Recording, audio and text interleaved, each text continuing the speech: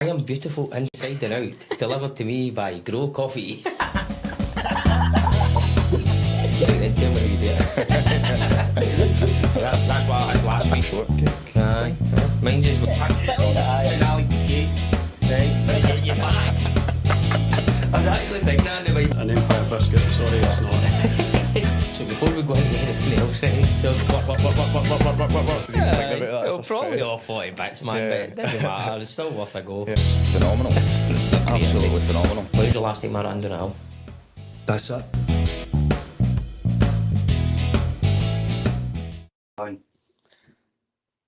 Hello, LinkedIn. Me again. I have to say, I love Andrew. Brilliant with that wee intro thing, because you're sitting here and you and just getting it. It's great. It's great. And then obviously we also know when we're actually going live. It used to be you're going, right, when is it? When is it? When is it? Now we just wait until after the wee tune finishes. Yeah, that was lovely. Yeah. So thank you anybody that's sitting watching today live, and anybody that's watching this back later on as part of the weekend crew that watched it quite a lot. Thank you for watching and joining us for the show. So today's guest is Ian Robertson from Caledonian Fire and Safety. Ian is a fantastic guy, and known him now for a number of years. And if you are a business owner or have got a facility, and most SMEs out there don't really think about a lot of these things because you're too busy trying to just keep the lights on. Whereas fire safety is something that's mega important for any company. And as I say, I know a load of companies out there that maybe don't think about it as much as they probably could do. It's all right, just well done, girls. So Ian's daughters are in with us just now, so they've got the important job today of giving us a thumbs up to say that you can see us and hear us. So well done, girls. Thank you very much. You can sit through there now and enjoy your cake. So businesses sometimes don't always think about this kind of stuff. And this is, Ian and I have had lots of conversations, so I thought, do you know what, let's get Ian on the show and he can talk about the things that he does and how important they are. But before we introduce you to Ian, what we're going to do is give a big shout out, thanks to Bold Mango Media. We've got Andrew and Amber in with us. I've got big thanks next door to the girls who are sitting there making sure they can hear us and see us okay. And also a big shout out to Grow. So I'm back on the smoothies again, but right, and I never thought I'd ever say this. I've tried Amber's, what is it? It's a raspberry matcha latte. Strawberry matcha latte. Right, so I actually think I'm getting converted to becoming a matcha latte kind of guy. So next week, no, next week, so I'm off next week, but the next time you see me in the show, I might have a nice matcha latte. Does it have to be green? Yeah, it's green. Oh, for God's sake, right, okay, well, it's green though, so I don't know if I can do it, but I'll try, right, I'll try. So I've got this, what have you got, Ian? You've got tea? Oh, this is a tea, and it's lovely jubbly. What's it saying it? I love you every day. Right, and then hold your cake up. Right, so, and Ian's on the honeymoon slice, and I've got one of the cookie numbers again. So, go. That's fantastic. We'll get into them later. Right, so, Ian. Yes. Sorry, have a wee drink. Have a wee drink. Right, tell us about, so what today's actually, because folk are going, well, that. So how's this guy? How come he can tell us about fire safety? So give us a wee bit about your history, what you did before, and then talk about Caledonian Fire and Safety that you've got now. Well, just to clip it in a wee nutshell. No, my background before the fire service and fire safety. No, I worked in finance. So I worked in the City Financial. They changed names a couple of times, ended up in City Financial. So you're underwriting loans, personal loans, mortgages, insurance products. No, worked me up to be a branch manager. So their understanding of like evaluating risk, communicate with people, and obviously applying that wee bit of logic and something I call a unicorn. It's called common sense. It's hard to find. So 100%. You've got to apply that. 100%. Evaluating risk. No, everything's not always black and white. But anyway, I moved. So we'll skip through some areas there, but ended up in the fire service for 11 years. And I saw a lot of changes in the fire service, Jamie. There was just see the terms and conditions. It was the only job, funnily enough, I was ever in where I wasn't interested in promotion. Right. Every other role I promoted, developed myself through to management, some form or shape of promotion. But I made the decision for myself personally, I was supposed to be in the role till I was 60.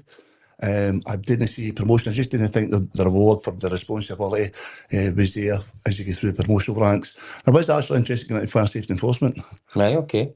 but I was told you can't do it from being a firefighter. I had to go through the crew manager, watch manager process, and I thought, right, I have to spend a number of years as a plumber when I went to be an electrician. Again, just a different role. It's different roles. Different roles. So I thought, that's fine. I'll just I'll start self-develop myself. So what I did was I started thinking about one of the big factors would be having the two girls. No, a wee bit more responsibility. It's not just about me, myself and I. So that was one of the big driving factors. So I actually started using my brain for the first time in my life. Ian has always got potential on his report cards, but never used them. But anyway, I've got that kind of in some of my reports as well. Got potential, but too much carry on. Easily distracted, aye. So, when I was there, no boys general occupation, no boys fire safety. I started making the decision, no, I'm going to get in the career path. And what I could find was, no, getting into fire safety, I can actually help more people directly as an individual. It's something I don't need to climb up doing ladders when I'm in my late 50s. And there was kind of change in the pension scheme in terms of conditions, all these things, it's unstable. And when I'd been in finance, obviously, that went upside down in about 2005, 2006. So I didn't like in that position where if a market collapsed, I thought you're always going to need health and safety and fire safety. So I just kind of progressed down that route, self-developed myself. Really well was in the fire service initially, but then set up my company in 2016. Again, one of the things I thought about, how am I going to separate myself for the current market where it's saturated, where there's a lot of ex-fire service guys out doing, the fire risk assessment roles, etc. And it sounds convincing to clients, and it's a thing to bear in mind. Would be, yes, I was 30 years in the fire service, road traffic collisions, firefighting, flood rescue. It's got nothing to do with fire risk assessments. So saying you've got a background has got nothing to do with the application of a fire risk assessor. And that was a big challenge. So what I looked at would be to differentiate myself. There was one programme, it's warranting certification, and that was the UCAS, third-party accredited fire risk assessor. There's only one body at the time in the UK, and it involved going down to Warrington before Teams and Zoom was all popular. Sat around for 4 hours, University of Lancaster, Doctor Fire Science, no books, 4 hours, just you in the room, and with two invigilators, make sure me and you on the buddies for the fire service, and thankfully passed that. So I was Scotland's first UCAS third-party accredited fire risk assessor, and then obviously developed for there, just through networking, etc. Your reputation, because I do things differently, I like to think. How I approach, I like to communicate, and the way I look at it is, I want my granny to read my report and she understands what I'm saying. No just ticking a box, vague comments, no, there's a reason. This is the problem, what's the problem, who could be hurt because of the problem, and here's the proposed solution. Layman's terms, and that's the way it should be, kind of thing. So mine's the way I work, it's kind of bespoke, and I think that reflects on how I've got to where I am. I knew, say for example, some clients I helped, I've done North Ayrshire Council single-handedly on the risk assessments for 2021 to just now. I do, again, fire risk assessment staff training at Hampden Park, I've been helping Glasgow Rangers, Ayrshire colleges, so every school, college, campus you can think of. Did the JP Morgan building, Argyle Street in Glasgow, the pre-post occupation, and we just did the review, the risk assessment. So it was like £94 million brand new state-of-the-art building in the city of Glasgow. So I must be doing something for some reason. That's right. But I always remind myself sometimes, like I grew up in scheming Kilmarnock for the TV programme. And sometimes you pinch yourself a wee bit. But the thing is, as well, no, for day one I did this, Jamie, I've always thought to myself, this isn't something I didn't ever want to wake up to. And one of the buildings, a hotel, whatever it may be, sleeping on its premises, and it's on fire. And I didn't know what I was doing, and I've skimmed through it for day one. You can't mess about with this. 100%. Because it's life safety ultimately. It's not just picking up some pennies, and there's a moral thing. It's not just about the financial element of it. It's definitely a moral thing. Because when I go into like residential premises, that could be my mother, gran, aunt, uncle, son, daughter, whoever it may be. And they're vulnerable, a lot of them, and need support and some help. And obviously, if I can identify things to make sure they're safer where they're sleeping, then I do my very best for that kind of thing. And I think that obviously, we've known each other for a while now, and that was one of those things that I thought that did set you up for other people. So I've been involved in businesses where you've got fire evacuation plan. You've got all these kind of things in place. But at what level of detail are you actually looking at that? Mm-hmm. And a lot of the time, you're just trying to make sure everybody can get out safely. But you're not always looking at, right, where are all the places it could start? How do you mitigate all them? You've got fire extinguishers. You've got all these kind of things. But no, somebody actually going into the bones of, right, what doors you need, how you escape, what's the different ways of doing things. And as you say, putting into layman person's terms that everybody can understand. And I think that's where, for me, why I wanted to get you on the shows, because there'll be a lot of companies out there that are going, do you know what? Yeah, we've got an evacuation plan. Right, but is that enough? Is that enough to make sure that your staff are safe? So you've got a moral duty to make sure that you're keeping your staff safe. So you've got a moral duty to make sure that there is any risk of fire or anything that could happen that's within your business. You have a plan for it, a mitigation for it, and a process to manage it. And that's where you come in my opinion. Yeah. And that's what I'll do. You're right, Jamie. Almost every non-domestic and a lot of domestic residential premises, legally, you require a fire risk assessment. Now, I'm not being disparaging, but the difference between myself and I'm operating with a client, I'm there to serve them best practice and protect them and their organisation as well as their people. And the big thing that doesn't get looked at really is management, and that's where you're kind of highlighting their awareness. So you might have a wee understanding of this and that, but I get right into the management element of it, because everything is driven through your policies, your procedures and arrangements. And that all comes from management. So evacuation policies, you mentioned that. I'm no Sherlock Holmes, but I will read your evacuation plan. If I'm in a single story building, I see it, seen one top of stairs, and this is a copy and paste for somewhere. Is the fit for purpose? Does that actually account for this arrangement? How would these people go out, disabled people, or out of hours? Which arrangement? So there's a lot of things that doesn't get captured. And what I'll do in my reports, it highlights areas that they've not considered or aware of. But quite often, the challenges is, you mentioned earlier, it's time, money and resources. Yep. That's a big factor for everybody. Now, if you don't, it's plausible deniability about awareness, but I think since Grenfell, that's history. No, there's more awareness now. There's still very slow in changes. But when I'm in, I'll try and highlight for the organisation their actual responsibilities, their duties, some best practices, even if it's no legislative, some best practices and recommendations that you should consider implementing to make sure, and it is, I could mention my talking kind of offline would be, you MOT your car every year, you know legal go to do it. Now, the fire service having to get the resources to go into every non-domestic premises, let me see your risk assessment, or let me see your MOT. But your MOT in your building, and I say, what I look for is, how's the building going to perform? How do the systems in it perform? And how do the people, more importantly, in it perform as well? So you can have the most fantastic building and facilities, sprinklers, detection, but if your people don't know the procedures and arrangements, it was flat. And normally most of the time, everything's due to humans. It's due to humans. They're all flawed. We're all flawed. But that's where the big thing is, your policy is driven by that. Who's in Scotland, the most responsible person ultimately is your duty holder. So for Ailsa, Jamie, you're ultimately responsible. Even you could delegate your fire safety manager. And this is where things start. It's about recording. And anybody that's worked with me, he's been record. It's your evidence. Because the perfect storm ever happens, you need your evidence. Let me see your procedures, your arrangements, your staff training, when's that tested, when's that maintained? And if you've not got it, you're falling flat. You're falling flat. So I'll raise that awareness with you. I'll highlight the responsibilities with you. If you're in a multi-occupied building, like we are the day, Jamie, there's a duty to coordinate. So if you're doing drills, they should be done together. If risk assessments, they should be coordinated. If you're introducing hazards, they should be aware of it. Different things. I protect also clients for contractors, because any contractors also have been reviewing their work. No, they're not like me, because I flag up, if they get your certificate for the work they've done, that doesn't actually tell me what you've been doing.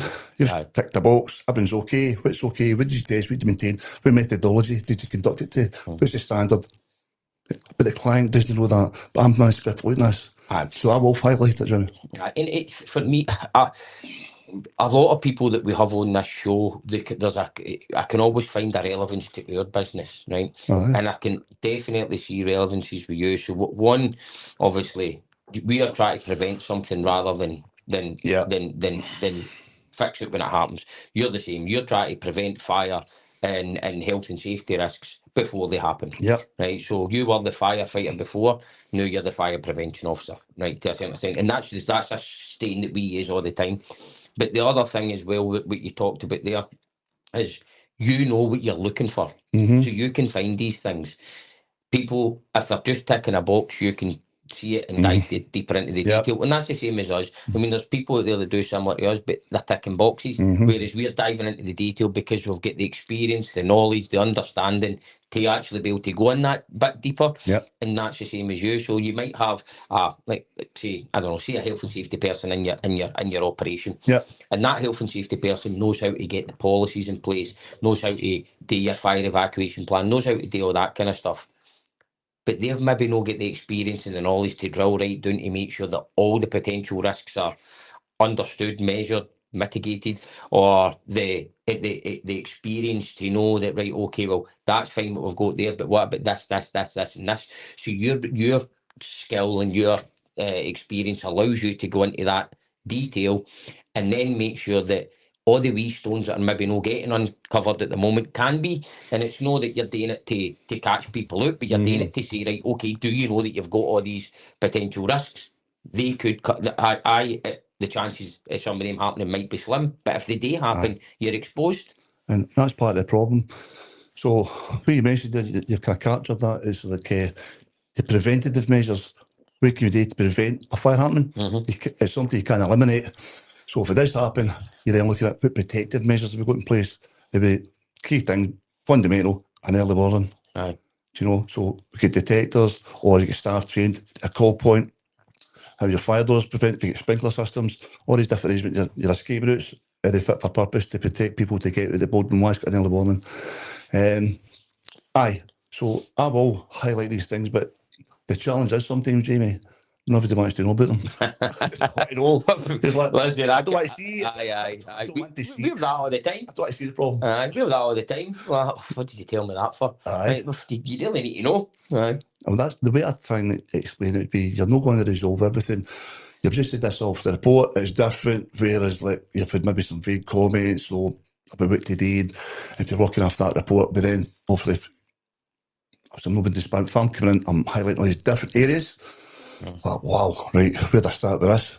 But it is a starting point, you work off it, and you obviously have a plan in place. If you're really serious, even the small SMEs, right, we've identified this. Now, treating money, time and resources, we can't do this one immediately. Yep. But put a plan in place and record that we're going to work towards these over 18, 24, 36 months to get towards the compliance. You might need to repair your doors, replace doors, staff training, other systems getting introduced or maintained. These are all things that's going to take time, money and resources.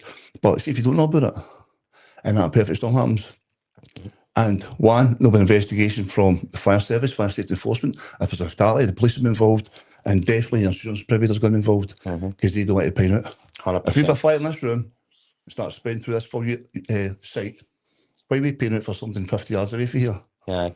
So they don't like to pay out. So that's where you need your evidence. If you don't get evidence, then Aye, and the thing, good for you. the thing is, and especially see for directors and directors and owners of businesses, right? You're going to jail, right? In a lot of senses. Potentially. So this is where people and this isn't something that you just tick a box, right? This is something that you need to actually make sure that you know, understand, and again, back to you said, it's having a plan in place, because you might not be able to do it all, but as long as you've got a plan in place and you understand your risks and you try and mitigate them as much as you can, and as you say, a lot of these risks can probably be mitigated just by the people understanding, right? They're saying, right, let's talk about, if that goes in fire over there, so that call point goes off, you need to get out of there as fast as possible because it's coming this way, right? Understand the stuff. I know that's making it to sound dead easy. Or if something happens here, this is what you do. And it's just understanding that it's one, getting the people to safety, because that's the main thing. Right. And then, is there a way of then protecting other parts of the site and making the fire go away, blah, blah, blah. But it's understanding where the risks are. Yep. So as you can then say, right, okay, this is what we can mitigate just now. These we can't really do anyway, so we're going to do that a bit different. It's just like a normal risk assessment, right? Severity, likelihood, what can you do to mitigate it? Yeah. And you've got to When you're making recommendations, it's got to be the risk proportionate. Aye. So, so you've got a lot of guidance you maybe refer to as black and white, but that's one of the big things that's a problem as well. How you interpret guidance, rules and regulations, and actually apply it to the real world. You can get some bizarre recommendations off the back of it, and it's not always black and white. So you've got to apply your own judgment, and that's no common as well, because a lot of maybe assessors, maybe they're scared to put their name to something. But if you're making a judgment based on logic, common sense, and probability and risk proportion, put your name to it and make a reasoned judgment as to why something's maybe not just quite right, but it's tolerable. Mm-hmm. Put your judgment and put your name on it. Or if it's you need something that's that's going to require maybe some major investment, time and money, put some reason in it. Don't just say, we'll get any money. Take this, but I'm not going to explain why. Aye. You've got to get some rationale and record it as well. So it's done on paper and you put some reason into it. So, preventative, protective measures, what's in place, and it's all about, and can I get it's like relevant persons. So it's not just your staff, it's people within, around the premises. So maybe not so much here, but if you're a chemical plant and there's something happening there, a big massive scrapyards, there's a lot of chemicals, dust going into the environment, so it's people all around the area that's going to be involved as well. Aware, it's not just this wee building. Like a battery factory. Exactly. Well, like a battery factory next to your office that goes in fire and fucking smokes us all 2 out. years in a row. Aye, shocking. But so, the question I've got for you, actually, this is totally off topic here. You go. Right? So, see, in my opinion, and I'm not a fire marshal, I'm not, right? But that goes in fire, right? So the insurance companies will be involved, fire brigade will be involved, everybody's involved in that, right? How the hell can it go on fire again? Surely they must have that in a position that it's safe, right? Oh, you could have a conspiracy theory, Jimmy, couldn't you? A conspiracy theory. Not a conspiracy theory on here for ages. So if you've got a site there with like tons of batteries still remaining, and it's been lying for a year, so I don't know the ins and outs yet, but who's involved? North Ayrshire Council, the company that owned the site are now liquidated. So who's taking ownership for the clean up of that site? Because there'll be some major funds. So in my opinion, that's why it'd be left redundant.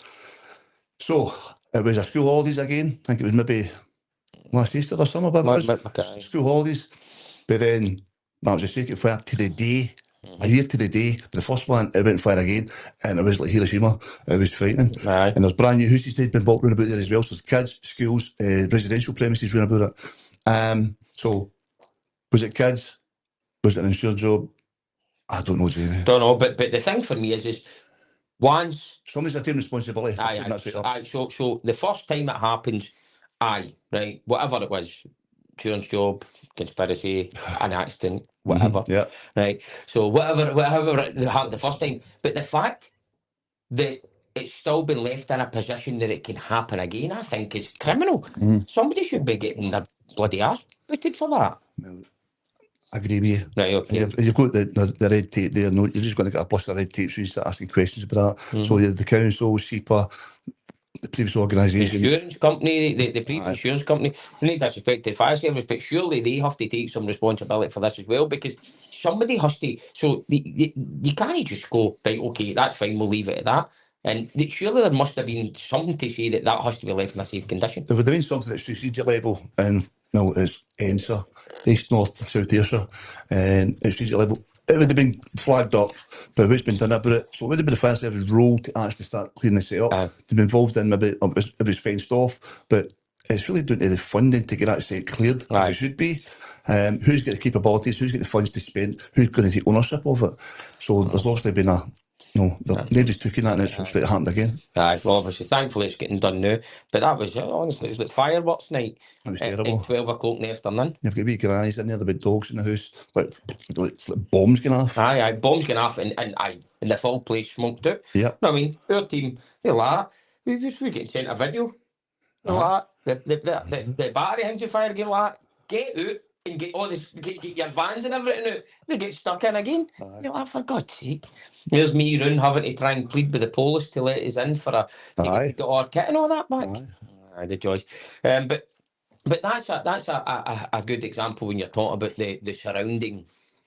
So it's not just, you're not just taking responsibility for your wee bit. Yeah. It's what is the potential. We call it interested parties. Yeah. So an interested parties registered we've got. So you're looking at who are the other interested parties if we have an event here that are actually affected by it. Because a lot of the time, as I say, you're talking about these kind of wee old grannies and stuff like that in those houses. That's not that they don't want to be sitting going, right, I'm getting smoked out for battery smoke Oh, I thought and stuff like that. So how do you make sure you can protect them as well as protecting your own staff and your business premises? Well, that's something that's been addressed. No, that's false text line with remaining batteries. The potential of another. It was basically a sustained explosion, just constantly, and it really was. Very lucky, all elderly people that are mobile, no pets. It's like Halloween or Guy Fawkes night. They're terrified. Aye. That's what I was thinking about. Folks stuck in their houses or animals stuck in houses. They can't go out. They can't move, and it wouldn't have been safe. Another thing you mentioned there, Jamie. No other interested parties. So for my sense of the business, it's your other occupiers, and other occupiers within a single building. It's multi-occupied, so there's more than one duty holder. And if you think back to recently, the vape shop in Glasgow. Aye. Now, everybody points to the vapes, e-batteries, but who knows that was actually the root cause of the fire. It could have been anything. Did they maintain his fixed electricals? There was no part testing, whatever it may be. So all these different elements, we don't know. I don't know why the cause it obviously it's originated in there, but it's affect all the other occupiers in the building. So there's a duty to coordinate and cooperate with all occupiers in a multi-occupied building. So all these things where there's hazards, there's been awareness, the alarm goes off, everybody else should be getting notified of it. And it didn't look like that was happening. Obviously, you've then, another thing I like to highlight, people don't consider is, it's not just people going out. I consider firefighters coming in. Aye. People don't normally consider that. They're going to come in. I don't want firefighters to get in. They've not got a alarm plan or a zone plan, or they're going in, the corridors are smoke logged. So that's why I'm checking these doors. It's not just to help people go out. It's protect the means for their egress when they go in to start firefighting. People don't consider firefighters getting in and their well-being. It's not just getting in like blazing buildings, though. They shouldn't be where it's be protected. Again, that's where even your building lighting, your fire doors, signage, it gives them guidance to where to go and get to the route of the fire safely. I also know I know a guy that makes fire doors. Stirling, have you heard of them? They're up in Glasgow. That's fun. No, it's no the Sterling. Aye. It's no them. That's all manufacturers. But they've got a big part of the business. It's fire doors now because obviously with legislation changes and all that kind of stuff, that's probably one of the fastest growing bits of his business. It's because of your hospitals and schools and all that kind of stuff. But that doesn't. It's the same with businesses. So businesses need to look at it and say, right, is what we have right now suitable? Yeah. If something is going to, if we do have an unfortunate or unforeseen event. Aye. And that's what I've got, James, the perfect storm. If you actually have a significant fire, then again, how do people form, how do your systems, and that means your passive and active. Passive, like your doors, glazing, panels, they limit the spread of smoke, flames and gases through the building. So your active systems, your alarms, sprinkler systems, etc., auto closing doors, all these things that activate from the alarm. So we want to make sure they're adequate, and if they're no, obviously, if I'm coming and if I'm doing, there's no suitable arrangements or provisions in here, the recommendations maybe extend your alarm system, escape lighting, different kind of stuff. You're recommending it. You want to be sure people get an early warning and they've got a safe escape to go out the building. Yep. But also, as I say, a lot of it's driven by management, and you've got to get the management on board. And if they're not aware of the consequences, if that perfect storm happens to your building, where you've got fatalities. Now, when I'm doing my fireboarding training, Jamie, everybody's always kind of reactive, because I get that the funding's a problem. But back in 2004, Rose Park Care Home, there's 14 elderly residents died in a care home, and they were just in the rooms. The fire was in the electrical cupboard, as usual, stored the linen, it wasn't a fire door. Got fire, electrical fire, broke out in the corridors. There's these subdivided corridors, no doors, and the residents are in the room. Smoke's from the room, they can't move out of bed because they're mobile in a care home. So, how are you feeling, 14, you're elderly, and even like your relatives? And this is not going to affect you, mate. I'm doom and gloom and kind of pushing the severity of this, but not just the individuals that pass away, the first responders that are in the rescue and putting out a wee granny and though they maybe may fall off the bed, they're trying to escape. And the firefighters, the staff, the families, the relative, everybody's connected into this. So once something like that happens, obviously care homes through the roof compliance, heavily compliance, they've got to conform because they know they're heavily regulated. Don't wait till that happens. Aye. Don't wait till that 100%. happens. And it is a problem because I know finance are problems, but you start factoring into your budget we need to allocate for fire safety. I'm biased. It's primary health and safety. Aye. Fire safety, because leads to electrical, gas, all these different things. Fire safety is catastrophic. If that starts going through a building and through roof spaces, and residential blocks of flats. And it's obviously that one in Glasgow just shows how quick. Right, Aye. as I say, that went from being just a wee fire in that vape shop to basically the full of that building up Aye. in no time. And it's obviously I look at a load of these things from a business owner's point of view, and Kane and I we talk about this quite regularly. Is the last thing that you ever want to do is be going and telling anybody that works in your business's family that their son, daughter, wife, husband, brother isn't coming home. Right? That is my worst fear ever.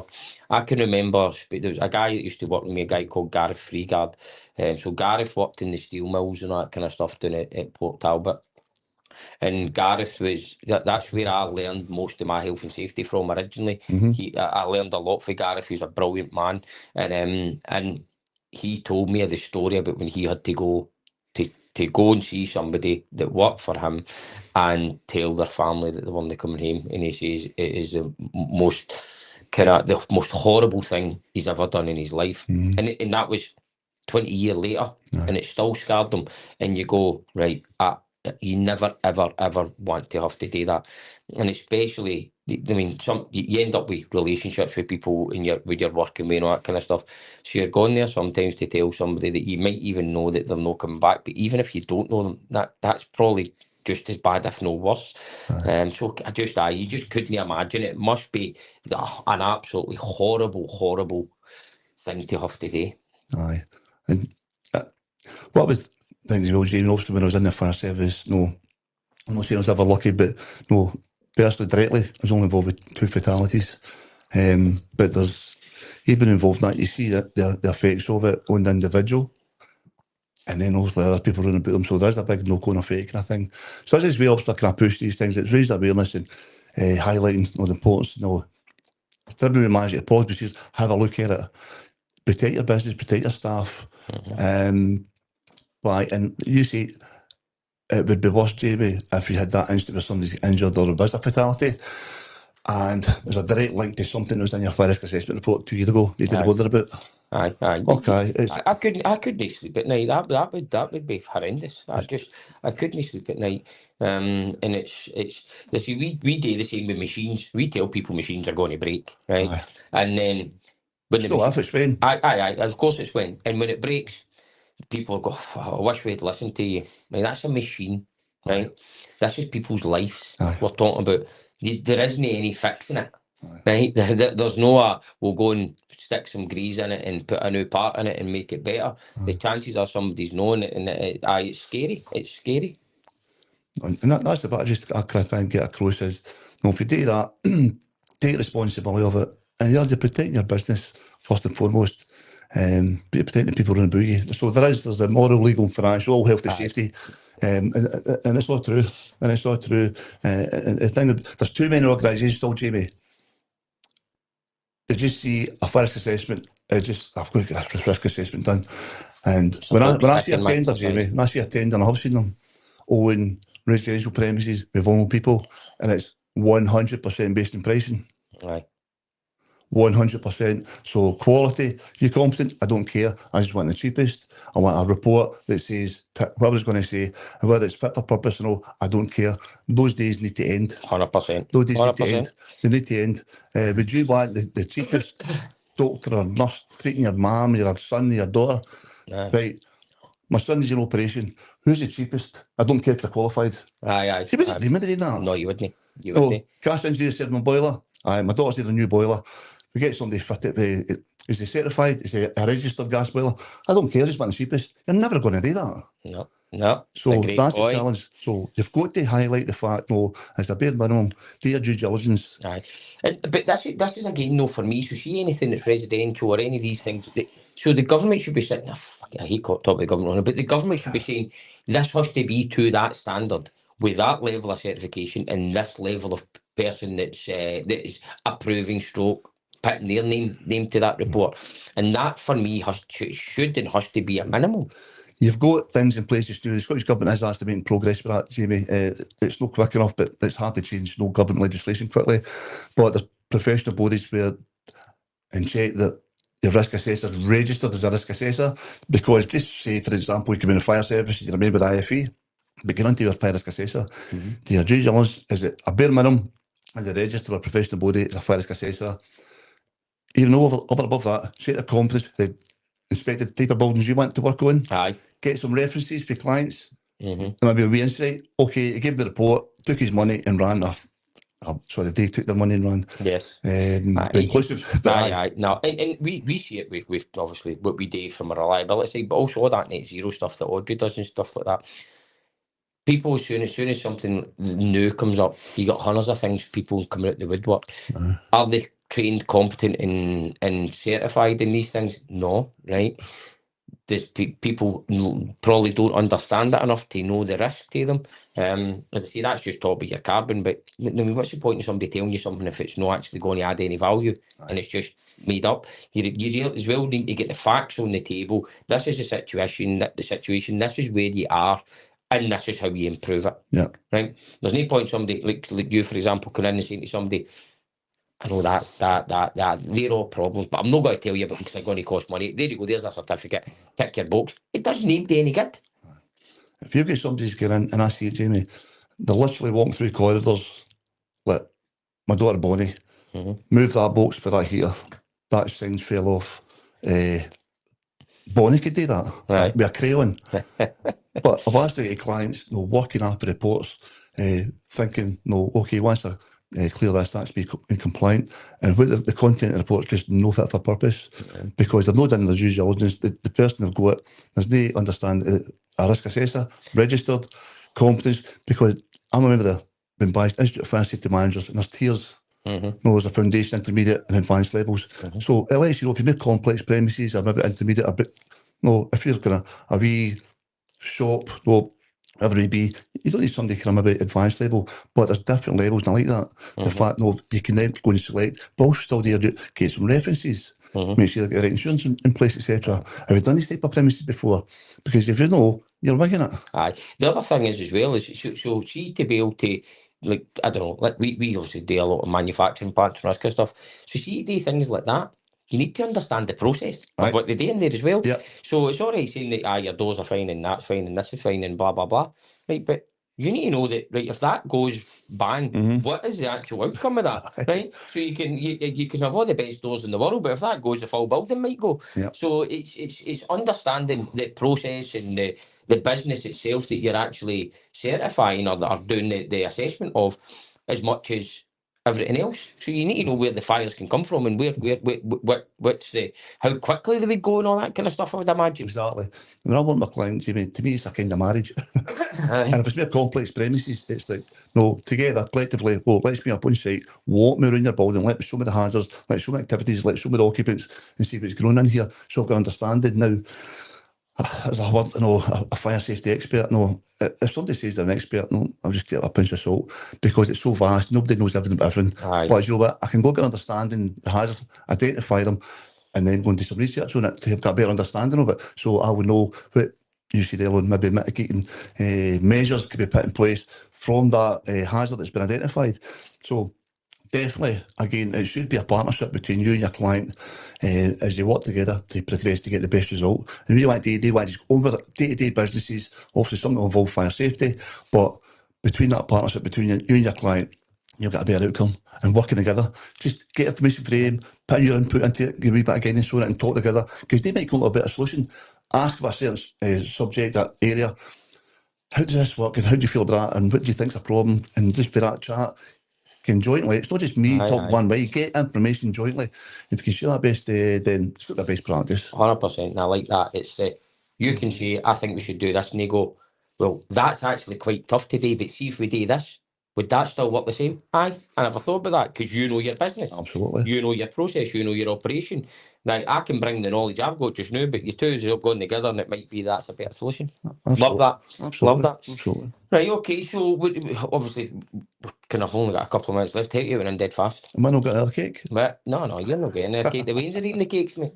They're sitting through there. They've absolutely canned them They'll be already. sleeping.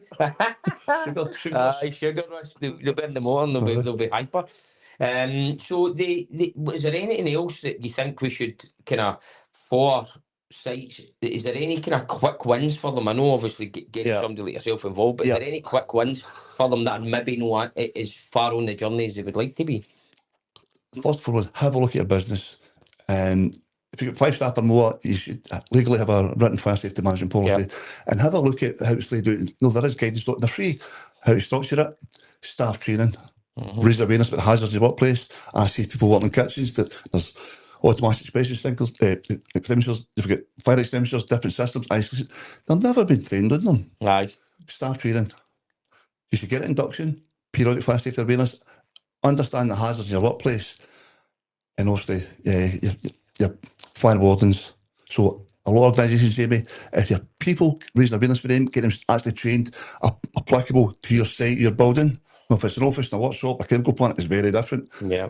Get them trained, not just a generic. That's probably the best thing I would say. Get your people trained, but get a firm understanding of the hazards in the workplace, get a risk assessment, make sure you've been maintained, make sure your contractors are maintaining your systems as they should be. Yeah. Just ticking the box, all is okay. What did you do? It just says all is okay. That's not good enough. I've said that, I'm laughing there because I've seen it a million times. Make sure that, but 50%, what 50% was it? I don't know. So all these things, and get that in and take ownership of it, because you don't, it could come back and really bite you in the bum, Jamie. It could devastate your company, your staff, and obviously your own life. Aye, no, 100%. So I think if there's anybody that's watching this that's maybe no like thinking about it, especially start up and scale up businesses, and some SMEs and people like that who they know they do it, and they might. And to be honest with you, I know there's lots of people that you're just ticking a box because you need to try and make sure you've got it because you've got above that 5 staff. But it's maybe just thinking about it differently. I mean, I know that when we've got our own full building, we'll be getting you in today. Make sure that we are completely safe. And you can take a step at a time, Jamie. Unless you take as long as you can demonstrate some progress towards fire safety, people say that's reasonable, but it's not reasonable to ignore it. 100%. Well, it's people's lives they're playing about with, right? And that's wrong. That's wrong in all walks of life. Aye. And I get it, small SMEs, it means time, money, and resources. I've not got to do that, but starting in progress, baby steps, but progress, start embracing it, take it in a bit at a time, and maybe get tap it. Once you tap it, you'll manage it. That's the challenge. Getting from zero to the top of the hill and then just managing it and on top of things, Amy. So that's probably my best tips. Brilliant, mate. Thanks very much. Right, okay. Anything else before we call it a day? No, obviously, no, everybody's wanting to know any queries or no questions, but no things in general. Obviously, I can't help everybody, but I'm always here to help when I can, and that's what I try and do with fire safety. Try and share best practice the best I can. So it's Caledonian Fire Safety Solutions Limited, based in Kilmarnock. So you'll get me on Google. I'll log into you can drop me a line anytime. I'll have a wee chat. Brilliant. Well, listen, Ian, thanks very much. And for anybody that's still watching this now, thank you very much for watching. I've obviously, again, I've got the privilege and that I know people like Ian. So I've got people like Ian that can help me stay safe. But if whether it's Ian or it's somebody else that's involved in that field, it's maybe if you're not thinking about this just now as a business owner or a director or a site leader or something like that, it's maybe worth having a wee think about just to make sure that everybody makes it home. Exactly. Right. Well, thanks for the day, Jamie. No, thank you very much for coming on, Big Chat, and thank you everybody that's still watching. Right. Thank Cheers. You.